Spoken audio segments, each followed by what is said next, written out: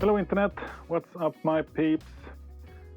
In this video I'm gonna do a review of my mini or maybe micro excavator. What's good, what's bad and everything in between. I just quickly want to explain my thumbnail.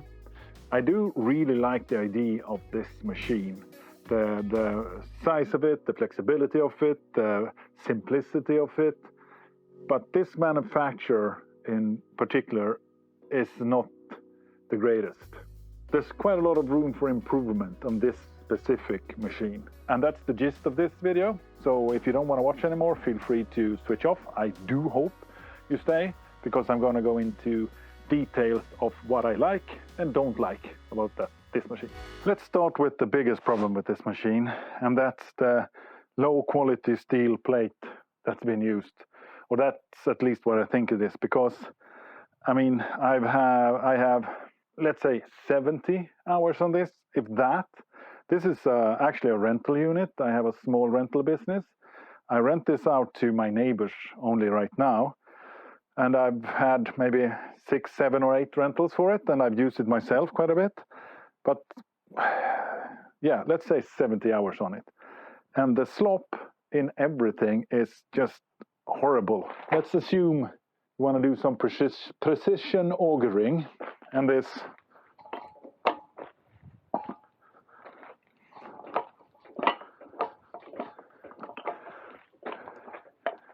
I mean, there's not a single part of this that isn't sloppy. The auger has seen the least amount of use of all of my, well, except for the ripper and maybe the really narrow bucket. But still, check out the slop in this.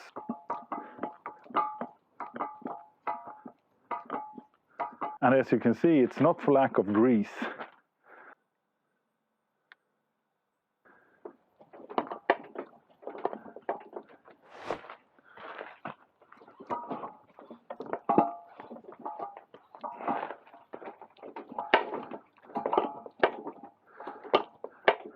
Yeah, there isn't much slop in the boom, but it all compounds from the boom to the stick to the implement. I really like this swing boom. It's super useful actually, but this implementation is a bit dumb, and as you can see, there's some slop in here as well.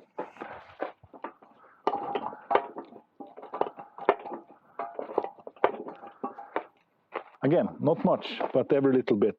The biggest problem with the side-to-side slop, though, is the rotation. I'm actually not sure what this type drive in here is called, but it's the one that rotates the entire carriage.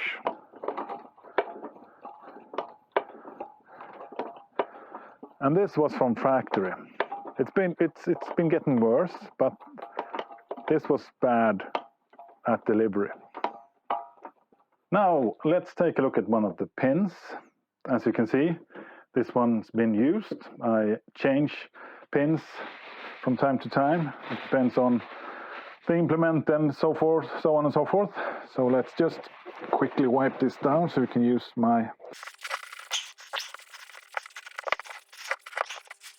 calipers. Aren't the most precise way of measuring this. You would preferably use a micrometer, but again, it's good enough. This is in the middle, and over here,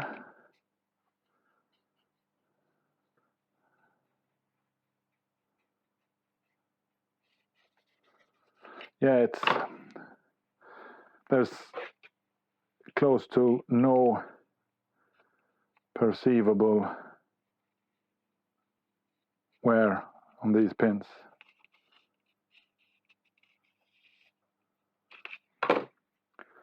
I mean, sure, you can see where it interacts with the boom or the implement, or sorry, the stick or the implement. And this is much, much further out, so this is absolutely not a problem, this sort of lip here. So the pins aren't the problem, it's the steel plate used when constructing this thing, which is absolutely the worst case scenario. I'd much rather have the pin be the problem, of course, because these I can change. Now, besides low quality steel plate, or presumably low quality steel plate, another issue is a general lack of attention to detail. I mean, sure, it's been out in the weather, but come on. Is this really the best you can do? Here's another example. Why not use a bolt of the appropriate length? I mean, sure, it doesn't hurt anything, but it's just, yeah, the small things, you know. Another annoying thing is the mixing and matching of imperial and metric standards for nuts and bolts. I mean, these might be metric, and these might be imperial, and these might be metric or imperial, or these might be metric or imperial, and so on and so forth. So you always need to bring a set of both metric and standard spanners. And that's, again, my guessing is that they just took whatever bolts and fasteners and hardware they had lying about you could buy the cheapest. Tensioning the tracks, I didn't expect it to be hydraulic or something super clever mechanically, but this is also something that's way too clunky and cumbersome. I'm not sure if it shows up, but this piece of all thread is attached to this shaft or axle, and these nuts are used to tension the tracks. And there is a locking nut on the inside of this. The problem is that if I want to tension the tracks, I prefer not to have the weight of the machine on the tracks, but if I use the blade to lift the machine, the blade is attached to this shaft, this axle. So I can't just lift it up with the blade and start adjusting these, because then there'll be even more tension on these. So what you need to do is raise it up with the blade, and then try to get some jack stands under, and then you can start adjusting these. And these are super difficult to get in, because this is in the way, and there's a similar on the other side. This is in the way, this is in the way. It's a pain in the rear. Again, I didn't expect anything super fancy, but this is pretty much the worst way to do it. Talking about adjusting the tracks, this is oh, it's loose, excellent. This is the axle that's moving back and forth to tension the track. This used to be one whole piece of metal. I've added this. I don't think I've released the video of it yet. I probably will. So I cut this piece in half and then added this and sort of did a... Oh, this is loose as well. Because otherwise, if you extended the track, then this is just a round hole. It isn't even a slit. That's the way I should have done it. I should have just cut up a slit here instead of this malarkey. So if I needed to tension the tracks with that, which I did need because they came off constantly, after tensioning the tracks, there was no way for me to get this on. And I'm guessing that this needs to be on because there's no support for these otherwise. Oh, and I've exchanged the tracks as well. The ones I got with was 150 mil wide, and these are 180. And they just precisely barely fit, but they give much better traction, and these are actually European tracks because or rather a customer, broke one of the tracks while he was renting this machine. Another annoying inconsistency is the grease zerks. As you can see, just in this one alone, there's two types, this and this. I'm not sure what they're called in English, but the nipple type and the sort of concave type. This means that I have to switch the nozzle on my grease gun just to grease these three zerks, and it's not consistent. Pretty much all of the cylinders have these types, but then these are in some places, and in places where they're really, I mean, these are good because you can't really tear them off, but then you have these nipple types where on the stick where the implement is, which, yeah, I've already ruined one. I haven't had time to replace it yet. These aren't easy to find here in Sweden, so I'm going to have to replace all of these, which I do prefer with these, because I do have these. Here, there used to be a master switch for the battery. That one broke.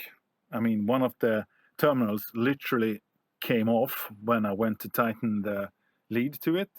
So I'm now running the negative side of the battery directly to the engine, and then using a on-terminal battery disconnector. I'm not really sure if that's the English term for it, but this is where I disconnect the battery now. And I've had to replace the battery that I got from the factory because that didn't survive a year. So this is almost new. I think it has 6 months on it. The engine mounts seems to be pretty shot, because I'm not sure if I can do it right here, but yeah.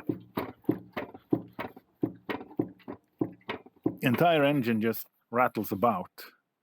And what you're hearing, that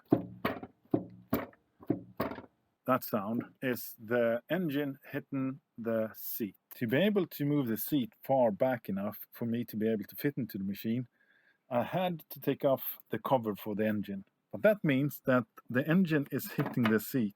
Both here, I've had to add a sort of cut up fuel line here to prevent it from completely ruining the gas tank. And over here, it doesn't do it now, but as you can see, it does hit this side of the seat as well. Finally, on the list of poor quality components, these valve blocks are hit and miss. Some of them are really smooth. The bucket movement is really nice, and the stick is really nice, but the rotation is close to impossible, and so is the boom. I've actually tried my best to add these flow regulators to be able to fine-tune the speed of the oil to the boom, but this is more or less useless. So I'm probably going to remove these and put the lines straight back on, because they didn't help much. The simplicity of the machine means I will never have sort of electronically controlled hydraulic valves on this thing, but I do have another machine that also has this type of direct attached controls, and they are much more precise. Sensitive, yes, but you can actually use them to do precision work. This you can't. Problem is with this type of super simple valve block, you feed the oil in on this side, and then it traverses over all of these valve blocks, which means that depending on which functions I use, I get more or less power to other functions.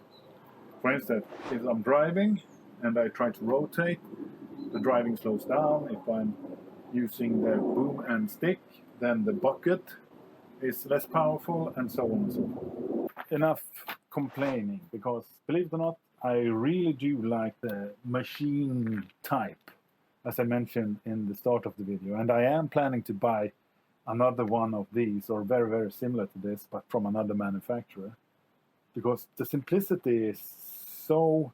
I mean, I can repair this myself. I've done my best to fix the electronics. This wasn't my best idea. I'm going to redo this. I exchanged the starter switch for a starter push button. I can remove the canopy and extend it if I want to. The engine is just a diesel with a hydraulic pump, and that's it. There's nothing fancy about it. And that's appealing to me, because it's simple to work with, and it's super nimble. I mean, I can get in pretty much everywhere with this, and it doesn't ruin my lawn or sure, it can ruin your driveway, but not in a way that a bigger machine would. Another thing, due to this being so simple, is that I actually do have a full start for this engine, which I've been using quite a bit due to not only the poor battery, but also the fact that for this to charge the battery, you need to rev it. And that's something I haven't been doing. When you rev this engine, it makes the controls even more jerky and imprecise. So I've been running this on half throttle, which means that the battery isn't charged. But otherwise, this is super straightforward. And Coop, that's a standard manufacturer of engines. So this isn't...